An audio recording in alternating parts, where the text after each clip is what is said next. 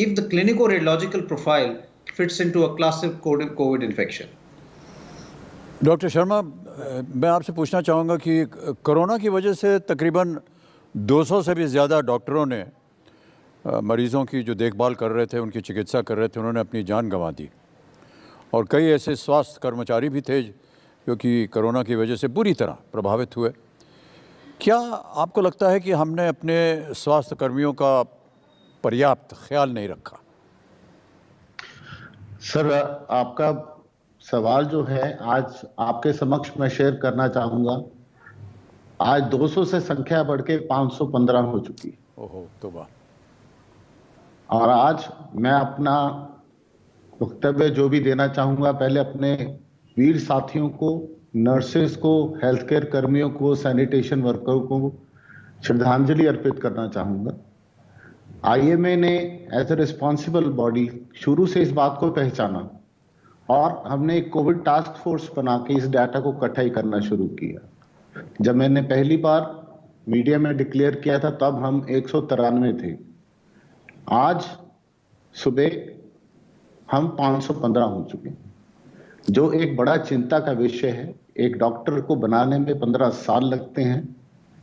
सरकार को, समाज को, हम सब डॉक्टर्स को एकजुट होकर इस राष्ट्रीय धरोहर को बचाना है, क्योंकि डॉक्टरों की संख्या ऑलरेडी बहुत कम है और हम दिन रात बीमारी को अपने घर में भी लेके आते हैं सर, और इलाज में फिर जुट जाते हैं। जी, पंकज त्रिपाठी भी हमारे साथ हैं और ये सब सुन रहे हैं। पंकज जी, हमारे साथ एम्स के डायरेक्टर डॉक्टर गुलेरिया और डॉक्टर राजन शर्मा, जो कि नेशनल प्रेसिडेंट हैं इंडियन मेडिकल एसोसिएशन के, दोनों हमारे साथ जुड़े हुए हैं। हम बात कर रहे हैं जो वो स्वास्थ्य कर्मी हैं, उनको किस तरीके का सम्मान दिया जाए, और मैं तो ये कहता हूँ सम्मान से ज़्यादा उनको जो चाहिए वो दिया जाए, ताकि ऐसा ना हो कि ये जंग लड़ते लड़ते उनकी मौत हो जाए और हम उन्हें बचा सकते थे और फिर भी ना बचा पाएं। आपका कोई सवाल है अगर आप पूछना चाहें डॉक्टर गुलेरिया या डॉक्टर शर्मा से? नहीं, मेरा सवाल नहीं है। मैं भी सुन रहा था। इनफैक्ट सर जो बता रहे थे मेरे लिए भी बड़ी नई और बहुत ही अच्छी कारगर जानकारी है। मैं इतना नहीं जानता था। और ऑफ कोर्स वो तो है ही कि उनकी मतलब उनकी रक्षा के लिए जितना कुछ करना पड़े बतौर समाज या बतौर संस्थान हमें करना ही चाहिए। और मैं भी कई मेरे डॉक्टर्स दोस्त हैं जो कहीं कहीं उनसे संपर्क में हूँ, बीच बीच में बातें होती हैं। तो शुरुआत में तो थोड़ी मुश्किलात ज्यादा थे, बट अभी सबसे बात होती थी, बोलते हैं अभी ठीक है, सारी सुविधाएं बेहतर हो चुकी हैं पहले से। उनके पास भी मतलब सुविधाएं, हथियार या जो चीजें चाहिए वो हैं। पटना में मेरी अक्सर बात होती है। हाँ सर, बड़ा मुश्किल होता है ये काम, मैं आपको बताऊं। बिल्कुल। एक तो जो डॉक्टर हैं, जो डॉक्टर्स नर्सेज हैं, वो तो दिन रात लगे रहते हैं मरीज़ की चिकित्सा में। और जैसा कि अभी हमने देखा, डॉक्टर साहब कह रहे थे 500 से भी ज़्यादा डॉक्टर जो हैं वो उनकी मृत्यु हो गई है। जब उनकी मृत्यु हो गई, बड़े दुर्भाग्य की बात है ये।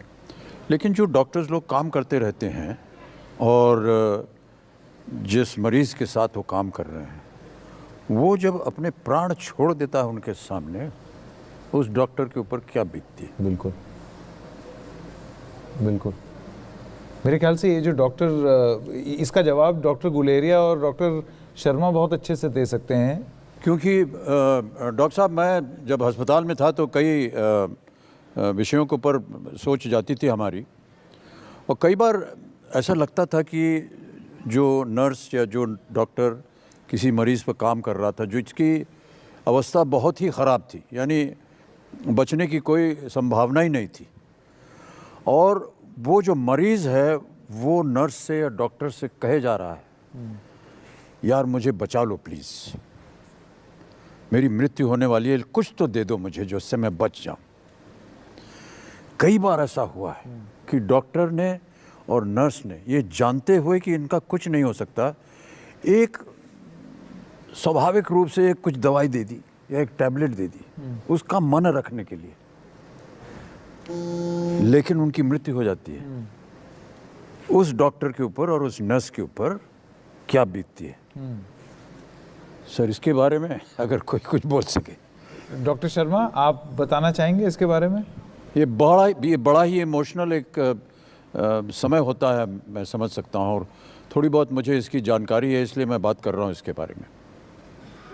पहले तो इस बात की सर मैं सराहना करता हूँ, जब एक मरीज ठीक होके जाता है सबसे खुशी उसके ट्रीटिंग डॉक्टर को होती है जी, नर्स को होती है, और वो एक परिवार का सदस्य बन जाते हैं। उसके बाद मरीज जब तक रहता है डॉक्टर के परिवार, डॉक्टर के साथ एक नाता जुड़ जाता है। बिल्कुल जी। हर एक मौत एक डॉक्टर के लिए सबसे ज्यादा दुखदाई चीज है जी। इससे बड़ी विडंबना और कुछ नहीं हो सकती कि जब हम एक किसी मरीज को खोते हैं, कोई डॉक्टर पूरी तरह से दुखी होता है, जितनी इन्वॉल्वमेंट उतना टूट जाता है कि मैंने सब कुछ किया पर फिर भी मैं इसको क्यों नहीं बचा पाया, जी। और उसके कारणों को ढूंढने में लग जाता है कि मैं आगे किसी की मदद कर सकूं। जी, ये एक बहुत बड़ी मानसिक पीड़ा होती होगी डॉक्टरों के लिए। रात को जब वो घर जाता है, मानसिक तनाव में से गुजर रहे हैं जी, रात को जब वो घर मानसिक जाता तनाव है, बहुत बढ़ रहा है। रात को जब वो घर जाता है तो उसकी मानसिक स्थिति कैसे होती है, ये बहुत आवश्यक हो सर, जाता है। मानसिक तनाव बहुत बढ़ चुका है। डॉक्टर्स में इतनी देर काम कर करके इतनी मोर्टेलिटी को देख के, डॉक्टर गुलेरिया भी मेरे साथ हैं, मानेंगे इस बात को जी कि अब एक साइकोलॉजिकल इश्यूज भी आने शुरू हो गए हैं हमारी हेल्थ केयर कम्युनिटी में। जी जी, ऐसे ही मुझे मन में आया कि इसके बारे में बात करें। बिल्कुल बिल्कुल। I think Dr. Roy is also with us. Dr. Roy, if you have